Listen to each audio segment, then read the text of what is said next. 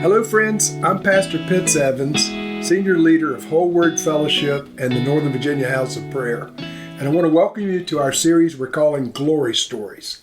Today I want to explain what a glory story is. Some years ago I went to a meeting at Cornerstone Fellowship in Frederick, Maryland, and they had a speaker named Arthur Burke who was talking about religion versus reality with God, that our relationship with God should involve something substantive and tangible and more than just a philosophy or an idea. And he made this statement.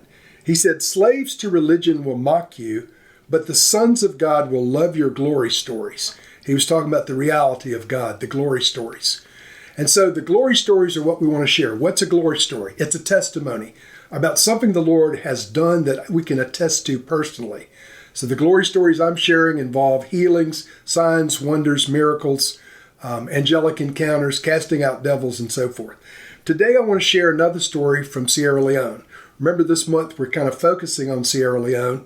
And I told you that it started with an angelic encounter that preceded me on the way to Sierra Leone. Then there was a magnificent outpouring of the Lord's Holy Spirit on New Year's Eve 2002. And then the presence of the Lord continues to manifest there in various ways here 18 years later. But we had a meeting in a place called Kabbalah in Sierra Leone. It has nothing to do with Jewish mysticism, but it is a very wicked area known for witchcraft and so forth in that nation.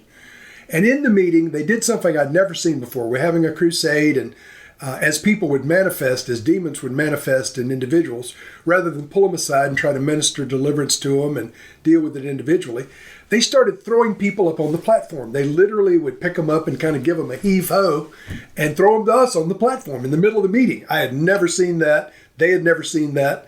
The other ministers had never seen that. But somehow these local people thought that was appropriate. So one of the people they threw up on the platform, manifesting, writhing around, foaming at the mouth and all this, was a little boy. And he was about the same age as the boy I talked about last week who was mute and dumb. This little boy, sometimes when you see somebody manifesting a demon, their tongue will stick out. Sometimes they'll spit up. Sometimes their eyes will roll back. It's a common manifestation for their eyes to roll back. All you see is the whites of their eyes till they get delivered. So this little boy was writhing around. His eyes were rolled back. Tongue was hanging out. He was making noises. And literally he was trying to bite us on the ankles, which was kind of humorous to me. But we're ministering to him. Myself and Pastor Siddiqui, who is the senior leader and still is there in Sierra Leone, we're ministering deliverance to the little boy for a little bit on the platform.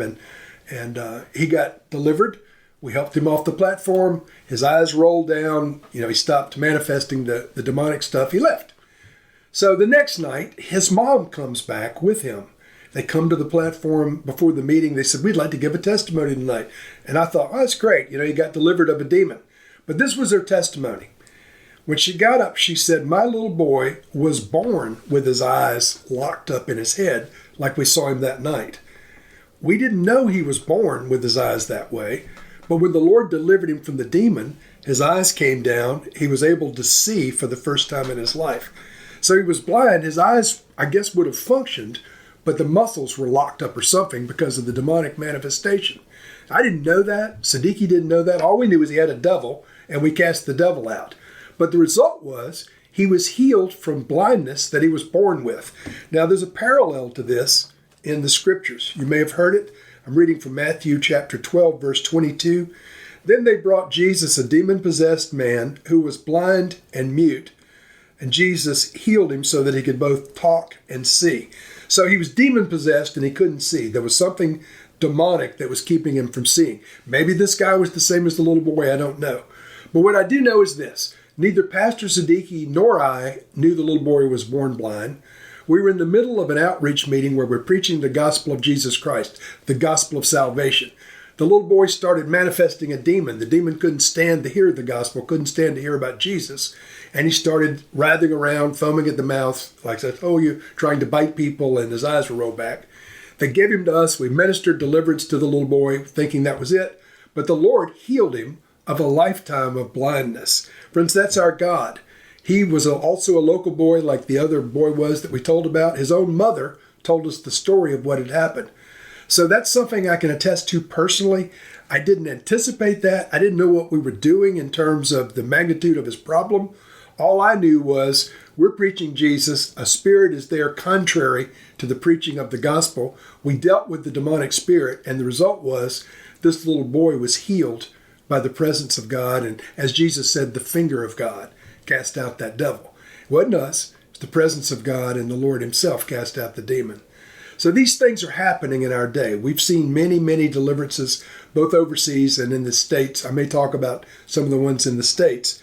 But I want to tell you, the Lord is moving in our generation. He's a supernatural God. We're not following signs and wonders, but there should be some signs and wonders following us if we truly believe. And my hope and my prayer is that by sharing these glory stories, your faith will be built up to believe God for great things. He's the living God.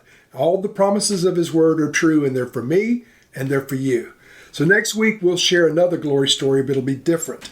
I'm going to share about supernatural incense that manifests sometimes in the presence of prayer. Thanks for tuning in, and hopefully you'll be with us next week. God bless you.